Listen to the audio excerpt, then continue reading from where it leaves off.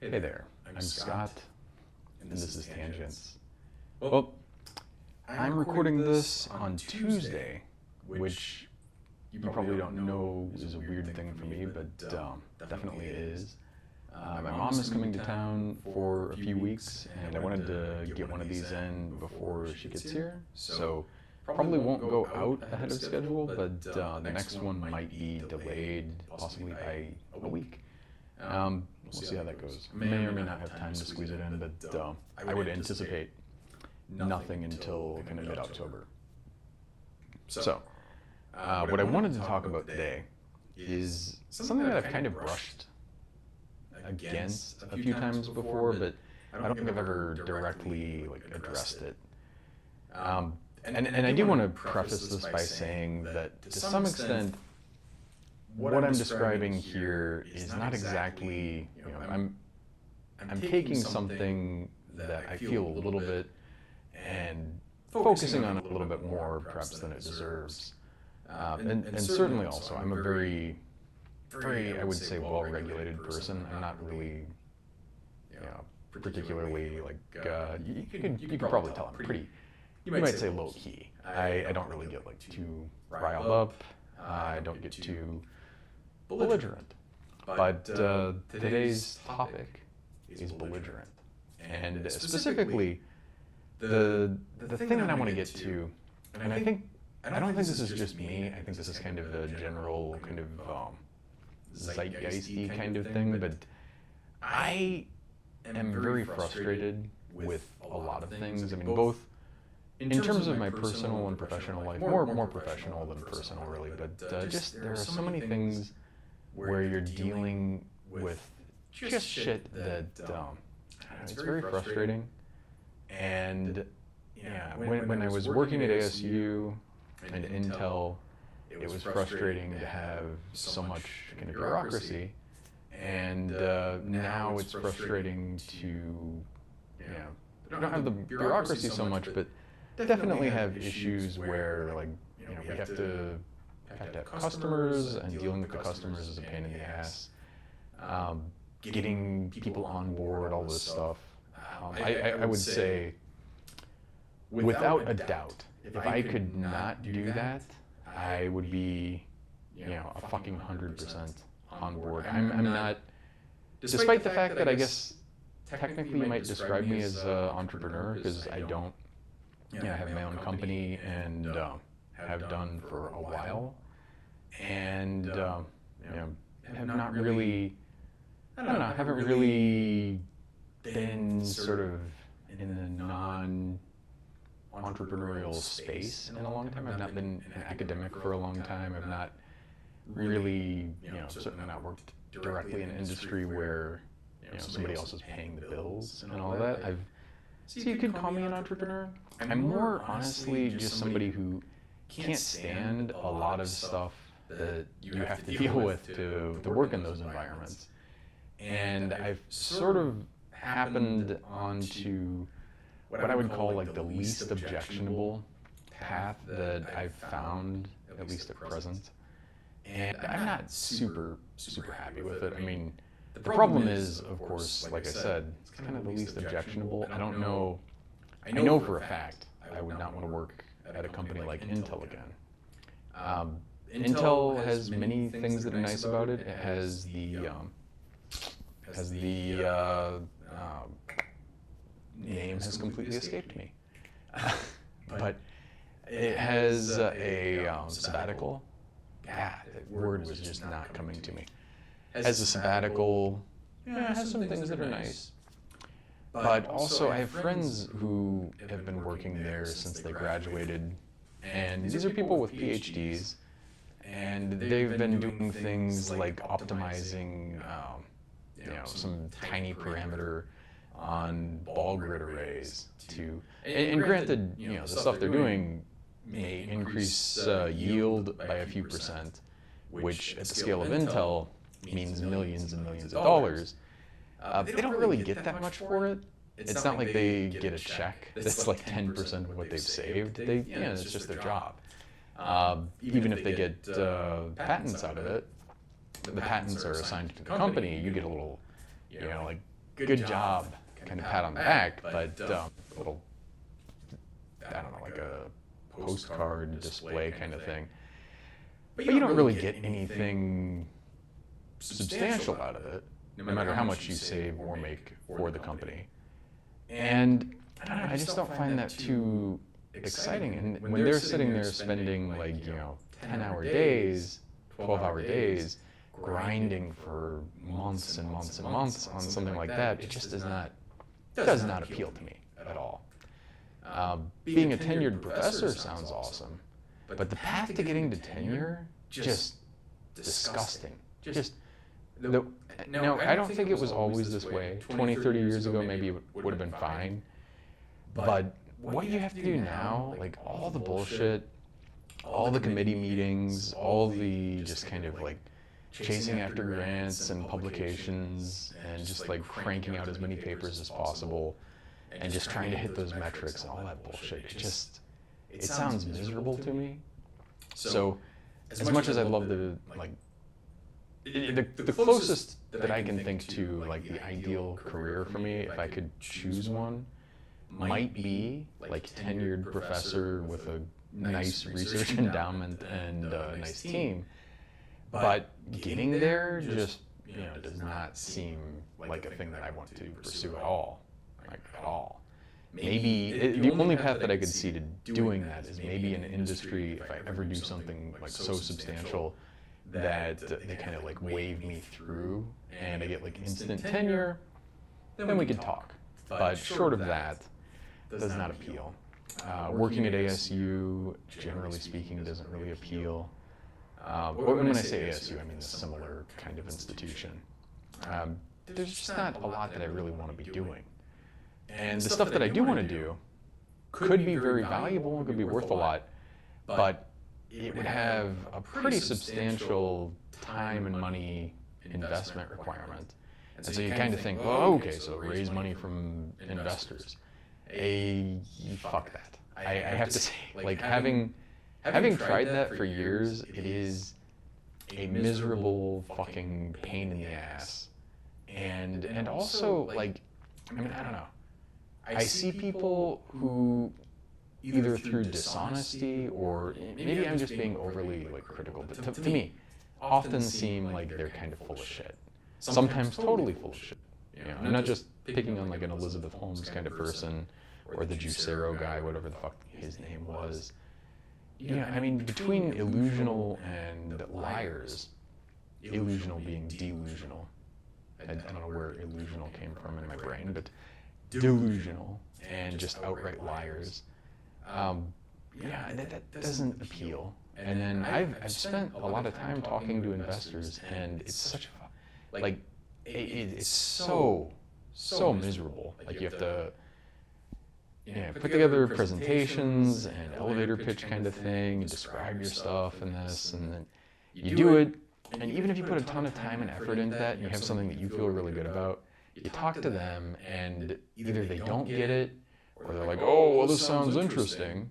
Why don't you just keep me apprised of what you're doing, and then we'll check back in, and the fun thing that, I actually, some of them will actually say no. Those are kind of the kindest, least of a pain in the ass. But a lot of them will just kind of string you on indefinitely. And they're always like, oh, well, if you hit this milestone, or you get this, then we'll talk again. And then you do that, and then you talk to them, and you're like, well, this is interesting, and if you do this next thing, then we'll talk. And it's like, okay, at a certain point, I'm not saying you're full of shit, but at a certain point, it does not seem like this is real.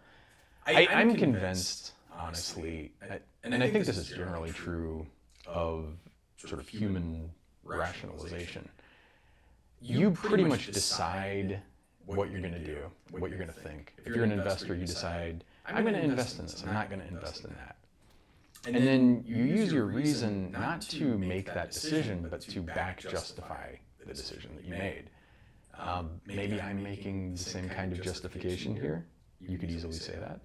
I don't think it's the case, but it could very well be. But I certainly think, like, when you talk to investors, whatever it is that makes them want to say yes, or makes them want to say no, they'll add layers of kind of justification and rationalization on top of that. But I don't think it is I don't think it's a reasoned thing, honestly. It's kind of like, it gets really on my nerves. I mean, you have to kind of set the stage too. Like, obviously, I have chronic sleep deprivation, so I am always various degrees of tired, which makes everything just harder. You know, everything seems a little more frustrating, a little, I have a little less energy, a little more likely to hit a wall and kind of like go, fuck, if I was well rested, I could push through some things that now are harder, And I still do push through. I'm kind of a persistent person, I guess, perhaps to a fault at times, but it's just like I feel it much more. I just feel a lot more grindy, and so you get that, and then you have a lot of things where, like, the last 3 or 4 weeks, I've been working on something for a customer that just honestly, the whole project, I don't believe in. I think it's dumb. I think it's something that just fundamentally cannot work. Now, the stuff that we're doing for them can work physically, does what we say it's going to do, but what they claim that physical effect does, I do not believe there's any plausible mechanism for it to happen. Which means, are we being dishonest there? It feels like, I don't feel like it's like completely unethical, but it's closer than I would like. It's, unfortunately, of course, these guys have money. Most of our customers, it's like pulling teeth to get any money from them, which is a pain. And then also, like, I don't know. I'm not I hate dealing with customers. And if I was at least like making my own products, like, you deal with customers and then you make the decisions and you spend money on research and development and all this or not, and you know the costs and what you're making and all this kind of stuff, and you have some level of clarity on that stuff, I feel better about it. But when it's a customer and I mean, you spend all this time like trying to figure out what is the price that they're looking to pay for something. There are a lot of ways to quote stuff. Like, you can kind of say, okay, this is how long it's going to take us. This is how much we're going to spend on it. And we're going to add some margin in there and some overhead and all this. This is what we're going to charge. And then you come up with a number. And that number, depending on the customer, can be like way out of their range or not even significant to them. And then you're like, well, shit, if it's not significant, did I underbid wildly? If it's way out of their range, there's an impetus to kind of like try to cut corners or give them a number that they'll take. But that ends horribly. I mean, there's no good outcome there. Because either you're going to do the stuff that you want to do, but you're going to end up spending what you expected or maybe even more, and they're paying you a fraction of that. So you're essentially making negative money on it. Or, you do it, it's a sort of cheap, fast, good triangle. Pick one, maybe two, if you want to be, But if you're doing something cheaply, you're probably not doing it both fast and well. And probably, in my experience, increasingly, I would say, you're just doing it cheaply. You're not going to be that fast, however much you're trying. And you're also going to fuck things up because you don't have time to do it right. There are certain things, like if you're developing a product, I would say there's a certain sort of time that things take. There's a certain amount of time that it takes to do a circuit board design. Now, you can try to just do like a quick design, and then you order the stuff and you hope that it's just going to work, and you've done a bunch of validation before, and you're like, okay, I'm just going to order a couple hundred boards of this design without going through testing and validation stage. And, I mean, even if you have, and before you order those boards, obviously, you have people look at it, you do some kind of design validation.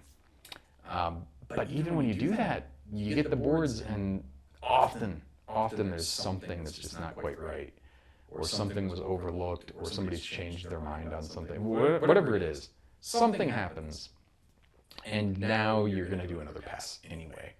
So to me, like, it's just crazy not to just factor that in and say, okay, we're going to do a board design. That means we're going to do a preliminary design, order those.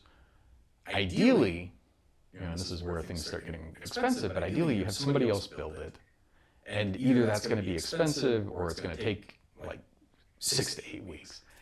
There's not like fast and cheap for building the boards. And I will tell you, like, there was a time years ago when I would build my own boards and I didn't mind it. It was kind of cool. You put the solder paste down and you heat it up and you're like, oh, look at that. You reflow the stuff on your own and you're like, I feel good about this. That gets really fucking old, really fucking fast. I mean, and especially, you can do a pretty good job of it, but when you start doing like several boards and you have a lot of stuff that's fairly fine pitch, and you get shorts or you get like a disconnected lead and you have to debug it, and it just, or if you're doing like a BGA or something, unless you're doing X-ray inspection, which you're probably not because you're being super cheap and super fast and doing it yourself. Doing it cheap being like your labor costs nothing, or somebody else that you pay, and then you pay somebody to do it. They're probably not that good, or they're not that cheap, or probably they're not that cheap and they're not that good. Who knows? But you do this, and then you're like, this sucks. It just fucking sucks. So I would say, like, if you're going to design a board, go through the process of designing the board, do the specification, like all of that formal design stuff. It's kind of like when you're in a meeting, having an agenda and action items and minutes and all this kind of stuff. It sounds like a lot of extra structure and kind of bullshit. I had so many meetings, both at Intel and at ASU, without those things that I am a complete convert. Like, I do not think... I do have productive meetings sometimes today without an agenda. Action items are pretty important. Minutes you can kind of do or not, although you need somebody to record, like, this is what we talked about. This is what we decided. That kind of stuff.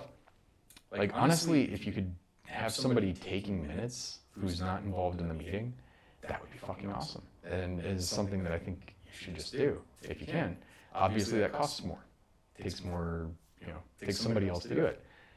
And, if you're trying to run a company, there are all these things like that really fucking useful, but, you have the amount that's coming in, and then you have the amount that's going out, and it's really hard to make those things sort of square up. And, you start also sort of thinking, okay, we're bidding this much for this kind of project. Somebody else is bidding that much for the same project. And we're not paying people, like, even, I'm making certainly below market rate, which I used to not care that much about, but I'm getting really kind of embittered about it. I don't like I can't call myself poor by any means. Obviously there are people that work very, very hard and make a lot less than I do.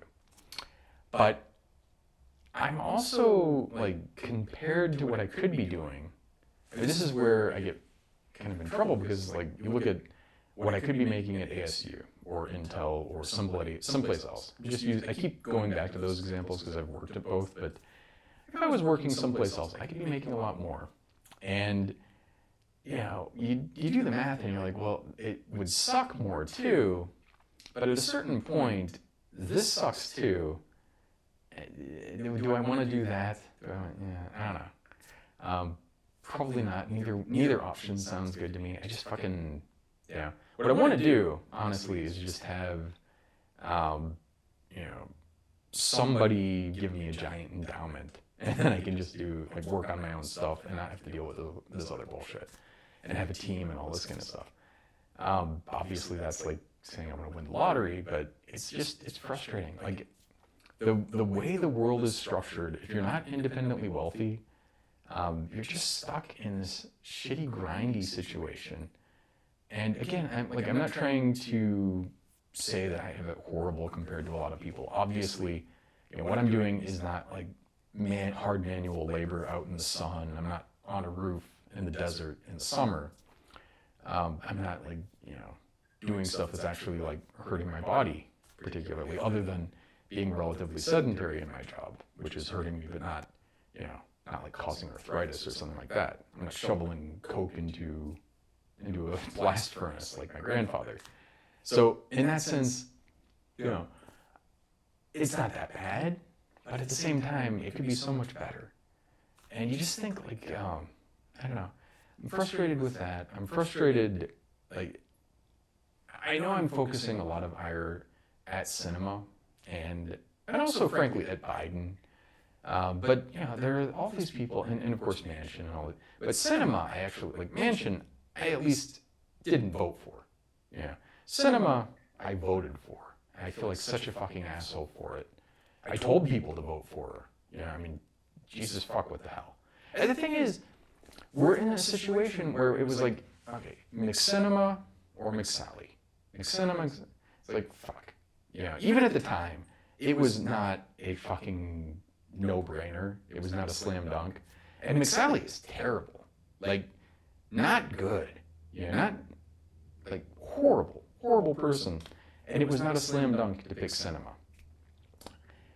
And literally the only reason at the last election that I could kind of quasi-justify to myself, okay, I'm going to do it, I'm going to pull the trigger on cinema, it was that she said, after considerable arm twisting, she kind of gave a half-ass, like, well, if I was there, I would not vote to confirm Kavanaugh. She didn't really, it was a very weak kind of thing. It took a lot. There was a long period where she would not commit to that. And finally, enough people harassed her to do it, and then she finally kind of gave this sort of watered-down, half-assed, yeah, I guess I wouldn't. But, I mean, in a hypothetical situation, because she was not in the Senate at the time, she couldn't commit to voting against fucking Kavanaugh. Fucking Kavanaugh. I mean, what a fucking piece of shit to not be able to commit to voting against Kavanaugh. I'm sorry, you're a fucking piece of shit, McCinema. And then like you have just this daily thing. I mean, fucking Manchin. Trying not to just pick on McCinema, but Manchin too. Doesn't want to go for this. It's annoying because there's already been all this compromise in the existing deal. And then Manchin's like, oh no, we have to add means testing to it. We got to add means testing. Means testing is one of those things like a fucking flat tax. I'm not going to go back through the logic of the flat tax. Although I will say, I fucked up my math last time. I'm sorry about that. I don't know how I did it. I think what I did is I went like, okay, $500 a meal, 3 meals a day, $1,500 a day. And then somehow I said 100 days, and then multiply that by 3, and then I ballparked it. And I think I came up with like 1.5 million. And obviously, it's like $500,000. It's even less than I was trying to say then, but it's like $500,000 a year to have 3 $500 meals a day. If you're making, now granted, obviously you can't do that unless you're making millions of dollars, but that's like pretty much as far as you can go. You can do things to get slightly more extravagant, but you start adding a few things like that up. You start staying at a really nice hotel, $500 to $1,000 a day. Sounds like a lot of money, but $1,000 a day, a few $100,000 a year, that's not that much when you're making $10 million, or never mind like $100 million or billions of dollars. And so, like, I don't even want to get started on it again, but the fucking flat tax sounds good until you think about it. And as soon as you think about it, you should know it is idiotic, it is regressive, there is nothing good about it. It's like term limits. Term limits sound like a good idea until you actually look at how they end up playing out. They're also totally fucking unnecessary. I mean, this is the thing that always gets me. People are always saying like, oh, we need term limits. Well, first off, you're going to get Congress to vote for term limits for themselves. Good fucking luck. But second, just don't vote for them. Don't vote for the fucking incumbent. If you see somebody whose name you recognize, vote against them by default. It's not that hard. It's not that fucking hard. You know, and especially when you're in the primary, like, okay, you don't want to vote for McSally instead of McSinema. I get that. But in the primary, vote for Deidre. Vote for whoever else is on the fucking ballot. You're like, oh, I know Sinema, she's a shit ass. Or maybe you just know Sinema and you don't want to vote for her. Yeah, if you want term limits, make your own fucking term limits. Do that. But instead of that, what you get, and I have to say, like, I don't want to deride Stanton too much because he's okay in certain ways. But, you know, you get this thing where it's like, okay, you term out of something, and now you're going to go to the next office. Term limits do not really do anything. They don't solve the problem. The real problem isn't the term limits. It's not the people keep getting reelected. Although when you do get into office, you build the machinery that makes it possible to get elected. But what is that machinery doing? Getting the signatures to get you on the ballot. That is really hard if you're not somebody with the machinery, with the money to do it. And it's really easy if you're like McSinema, Mark Kelly. These are people who probably did not have to, like maybe symbolically, they took a petition and they're like, hey, I signed my petition. But they didn't have to do it at all. The fucking party is just basically like, okay, here, fill out these petitions, everybody, we're gonna do it, and then it's done. Their signatures are done, and by probably a factor of a few extra, you know, so there's no danger of challenging them. You get, you know, which, fucking Katie Hobbs, I just gotta, you know, I'm not gonna vote for her if she is the nominee, and the party is basically ushering her into the nomination for governor. And I'm not going to vote for her just because she had 3 opponents in the primary and took all 3 out, not by winning the fucking primary, but by a bullshit signature challenge. And again, like the signature challenge is meant to be, okay, you're cheating, you're forging signatures, you're doing something unethical.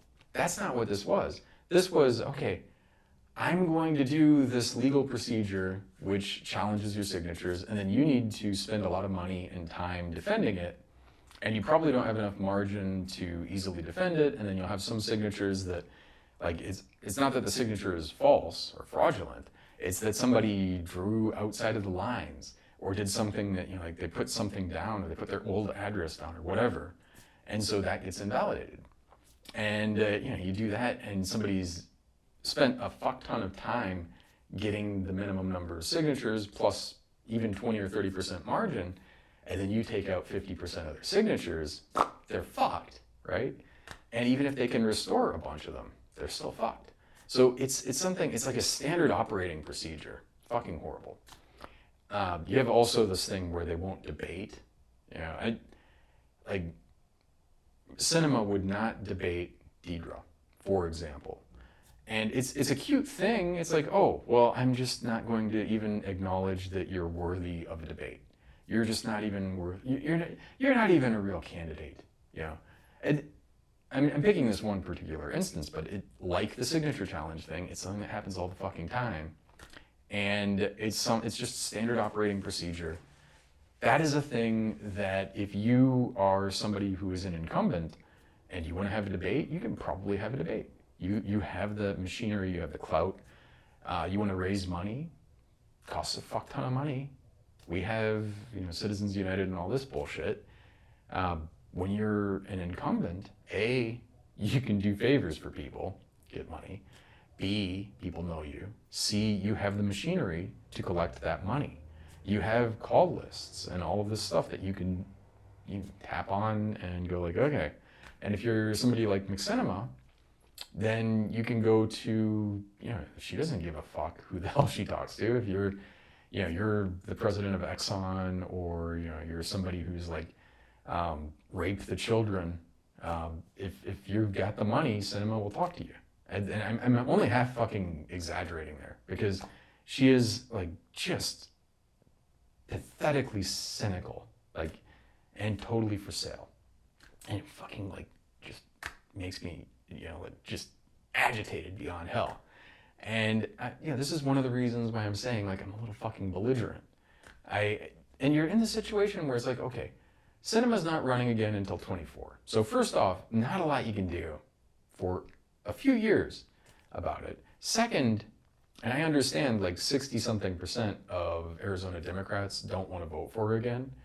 But if the party decides, like, oh, we're going to do cinema again, then good fucking luck. She probably wins by default the primary if she wants to run again, and they don't put somebody else up against her, then she wins again. And then she's the nominee, and then I'm not going to fucking vote for her. I don't give a fuck. And I'm going to encourage, like, I am actually to the point where if it was McCinema and McSally, I'd vote for McSally. Not because I want McSally, but because I don't want cinema. And I don't want to reward the people who are sitting there, like, forcing her into the fucking nomination. And, it's terrible. It's fucking terrible. Now, Mark Kelly, like, is not as bad as cinema. He's very kind of like milk toasty and like not anything there. Not very well informed. I spent some time going back and forth. It wasn't with him, but with somebody on his staff about healthcare. And the stuff that it just was dumb. Like, do not, like, if somebody spent even just a little bit of time learning any depth at all, they'd have better understanding than this person. And you sit there and you're like, oh my God.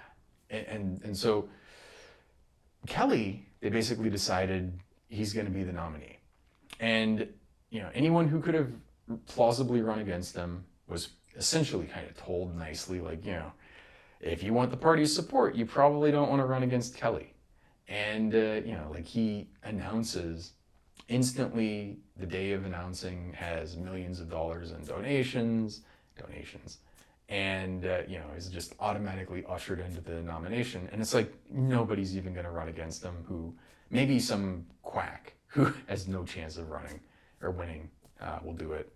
But nobody credible, nobody real, nobody who's already in the state legislature or a state representative who could plausibly have beaten him or have run in that situation. So you sit there and you're like, this fucking sucks.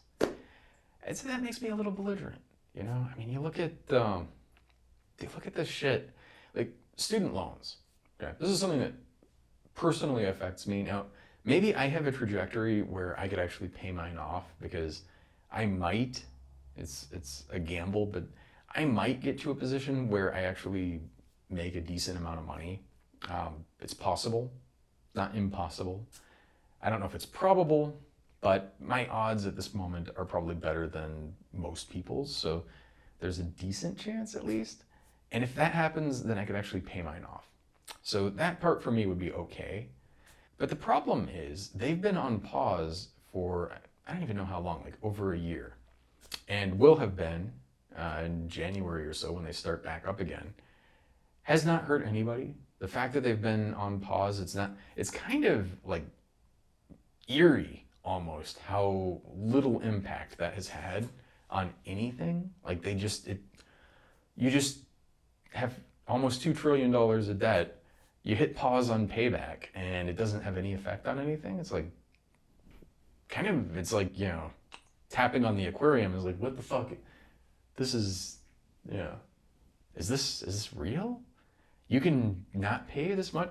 And then you start thinking about it and it's like, first off, they could wipe them out with, just basically an executive order, certainly an act of Congress, wipe them out, or okay, we're going to put 0% interest and we're going to defer them for 1,000 years.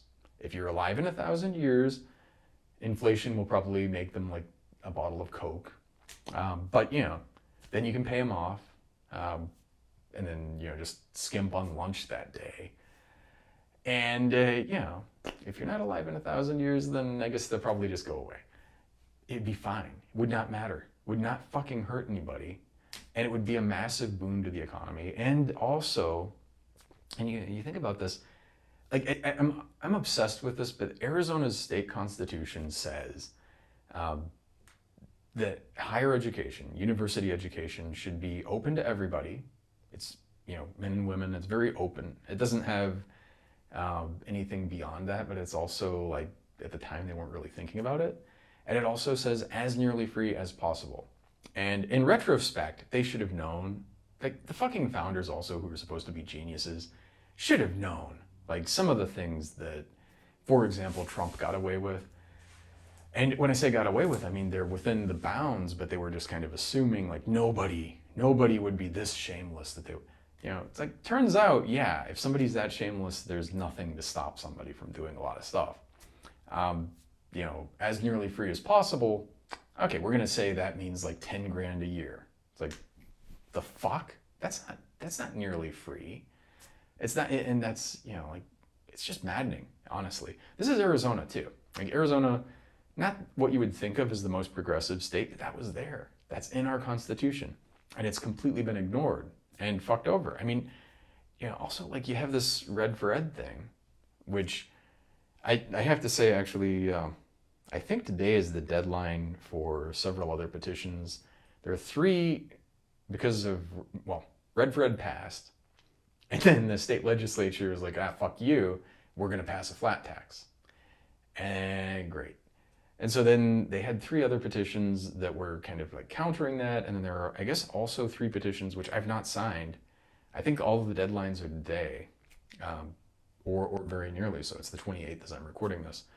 And I've not seen them anywhere. Partly, I'm not like going to meetings. I'm not doing the stuff that I was doing. And obviously the pandemic is changing things too. But it also makes me worry that these things are not going to hit the signature requirements. And again, getting these things passed, the signature requirements for something like this. I mean, first off, there's a decent amount of work that needs to be done up front. That's a big barrier. Now, you could do it. I actually came close to doing that this past cycle. But it's a lot of effort, but it's doable. But then the signature requirements are like hundreds of thousands of people, depending on whether you're trying to do legislation by ballot initiative or a constitutional amendment. It's into the, couple 100,000, several 100,000 range. And of course, again, you're going to get signature challenged, so you need some decent margin on top of that. Getting those kinds of numbers is a big fucking deal for most people. Now, if you're, I don't know, say just some random mining company who likes to strip mine, and you want to get stuff on that, well, you just pay an agency to collect signatures, and they pay people like $15 an hour to go out and collect signatures, and they'll get you, as many signatures as you need, no problem, pretty much. And especially if you make a deceptive title on the thing, and you're like, oh, we're gonna do some kind of like public land swap thing and make it sound good. In reality, it means like we're gonna turn like, get some nice nature preserve, and then we'll start strip mining it. And in exchange, we'll give you just like a shithole part of, it's a fair trade. Put that thing in, get that up on the ballot over and over again. And that kind of stuff happens. But when you want to do something like fund education, that's really hard. It's annoying. But I'm fucking belligerent about that. I mean, like the healthcare thing too. I don't know, the whole, and this is the thing that got me really about Mark Kelly. Like I did vote for him, felt not too bad about that, but it's still like, nauseated by the fact that, again, there was no real primary. And it's like, it's not democratic at all.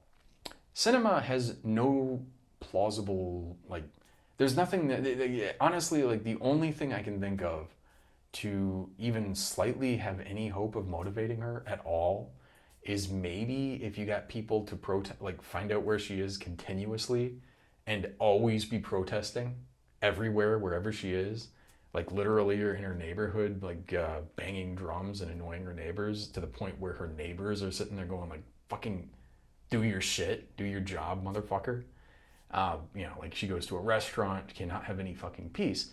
People are just, like nobody will serve her.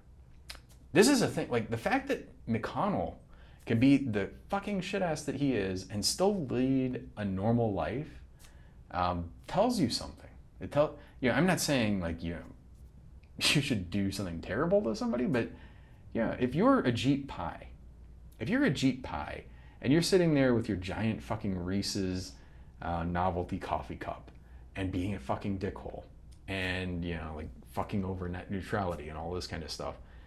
And you're like hopping back and forth between Verizon and the FCC and, you know, all kinds of stuff that should just be, that motherfucker should not be able to eat anywhere. Like, she just should not be served, honestly. Like, if he wants to go to McDonald's, maybe they'll serve him. But if he wants to go to a nice restaurant, we don't serve asshole motherfuckers here, you know? Just should not get rest. These are people who, like, and I'm not saying, like, I want to live in a world that's like that, but it's just, you're at a point where it's like, what can you do about Kavanaugh? There's no, he's appointed for life, and Amy and all these fucking people. They're lifetime appointments. Breyer even also. I mean, this guy, like, okay, he's kind of like democratically appointed. He seems to be planning on just waiting. Well, he did say, I'm not going to die on the bench. It's like, okay. I'm not saying that you're daring God, because obviously I'm not religious, but are you fucking crazy? Like, how stupid do you have to be? Like, the idea that you can be his age and know that very plausibly, we could lose control of the Senate. And not even necessarily next year, but we could lose control of the Senate if just like Dianne Feinstein dies. And then, well, now, of course, the recall didn't happen, but could have happened very easily. It was not like a completely implausible thing. That's another thing that sucks, because Gavin Newsom is a terrible piece of shit. And yet if I lived in California, I would have had to vote against the fucking recall, because you got like these right-wing nut jobs up against them and no, you know, like viable, better Democratic candidate. It's just, it's maddening. Like fucking Andrew Cuomo that motherfucker was just gonna ride it out, and then finally resigned, but you know, like it took literally moving mountains to get him to resign. And of course his brother has a history of this shit too. And you're like, what the fuck? Get these fucking people out of here. And you got people who are just, I don't know, it makes me, like, it's bad enough that there are people like this. It's worse that there are a lot of Democrats who sit there and they're like, oh, it's not fair that Andrew Cuomo had to resign. Fuck you. Fuck you. What the fuck is wrong with you? You're fucking up our whole world. You know, I understand. Like, you know, I have neighbors who have like Trump things on, Trump bumper stickers, and they have like literally some kind of, what is it, the Calvin and Hobbes thing where they're pissing on liberals, kind of bumper sticker. It's like, okay, that person is a shithead. And I don't know what the fuck is wrong with them, honestly. Like, why? What the fuck do you think liberals have done to you? Liberals. You know, fuck you. Who cares? But at least that person is just an asshole. You know, I don't even, they're going to vote for Trump or whoever the fuck anyway. Who cares, right? I mean, I care, but, you know, they're not reachable. But if you're sitting there like you're a Democrat and you're supporting Cuomo, what the fuck? What the fucking fuck? Like, I can't even, you're the problem. Like, if you're a Democrat and you're supporting fucking McSinema, you're part of the problem. Yeah. It's bad enough. Like, yeah, our state's Republicans, and actually when I say our state, I mean like all of the Republicans pretty much. It's nuts how fucking off the deep end they are. They're out there. They're like total Looney Tunes. That's bad, okay? But when you're a Democrat and you're sitting there like, oh, we have to vote for Biden because they're gonna call Bernie a socialist. They're gonna call, like, where have you been since FDR? They're gonna call any fucking Democrat a socialist.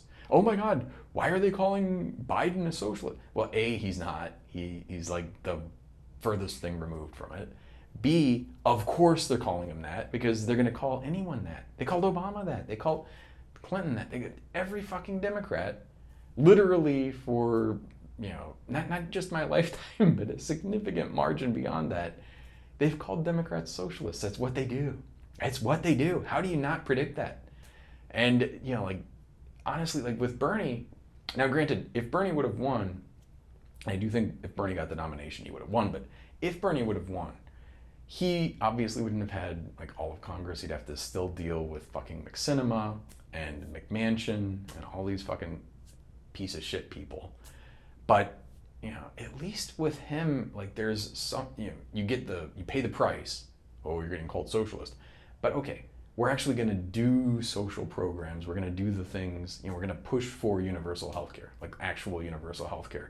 We're going to push for just, I don't know, Medicare negotiating drug prices or something completely crazy like that, like stuff that's just like, of course they should be doing it. Why? The fact that people are arguing against something like that, it makes you fucking feel insane. Like, and obviously the only reason they're doing it is because they're getting shit tons of campaign contributions from these people. And, like probably nice dinners and little gifts and things, or like whatever they can legally give them, they're getting, like a nice reach around or whatever. It's just fucking maddening. Anyway, so calling this belligerent because I'm feeling belligerent, not in the like massively like screaming way, but I mean just enough. I do kind of want to avoid that specifically because I see all of these like between like the Rush Limbaugh kind of thing and the vague sort of lefty equivalent. I call them vague because I don't think they're actually lefties often, but there's a whole like genre of like people sitting there, oh, I'm so angry.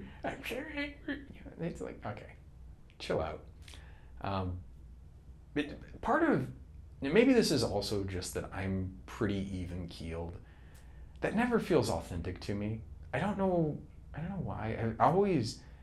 I went long ago when I was on the ASU radio station, The Blaze, 1260 AM.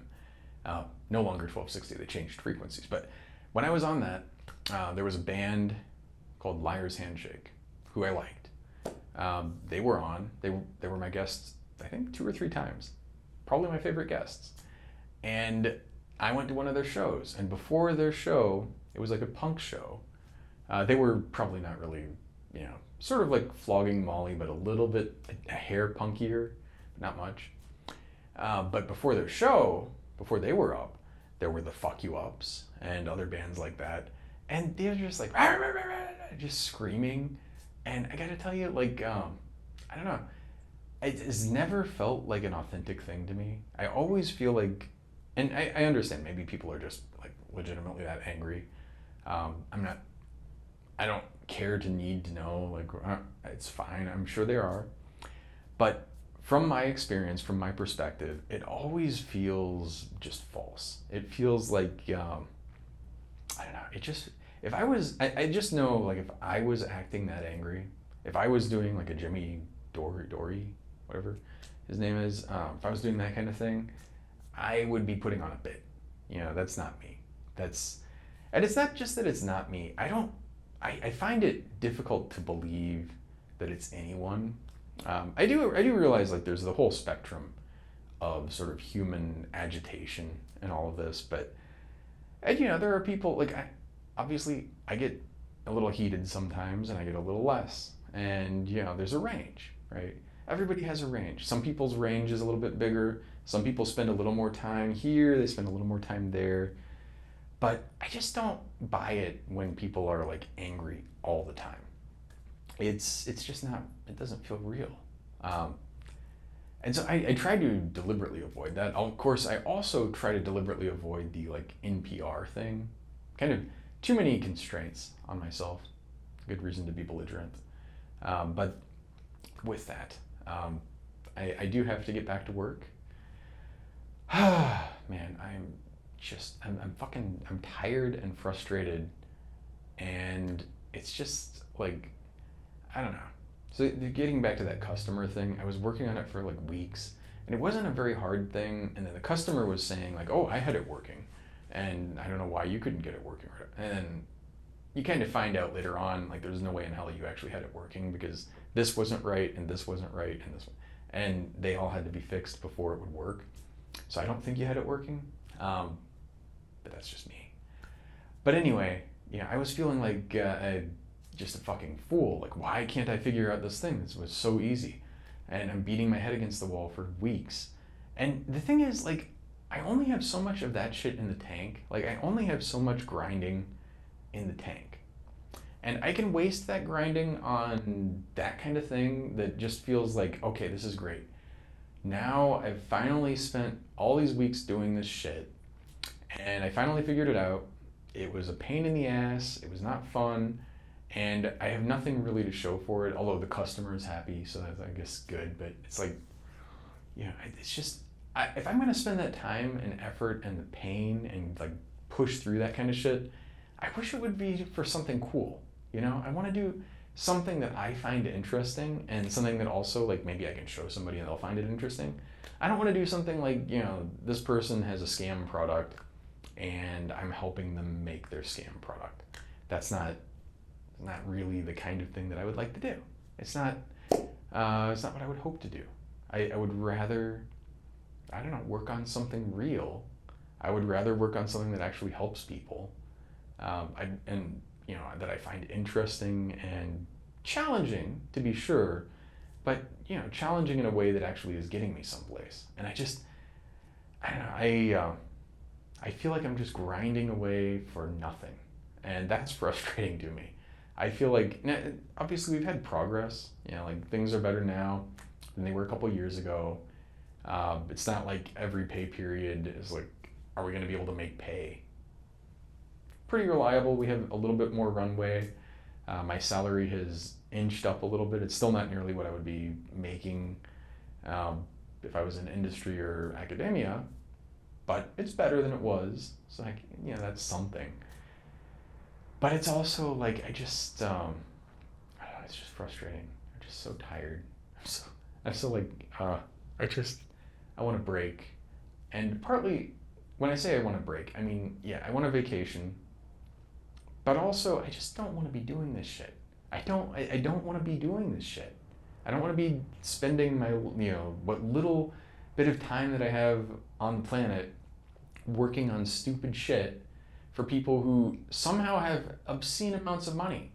I would like, and it's not that I want to be like stupidly wealthy. I want to just have like enough where I could actually have, a team of people working on stuff that would be interesting for them. They'd be learning stuff. I'd be, we would be making something that was actually worthwhile. It's just like, it's just like tiring and frustrating, and I just am kind of I just feel like, So with that, thank you as always for listening.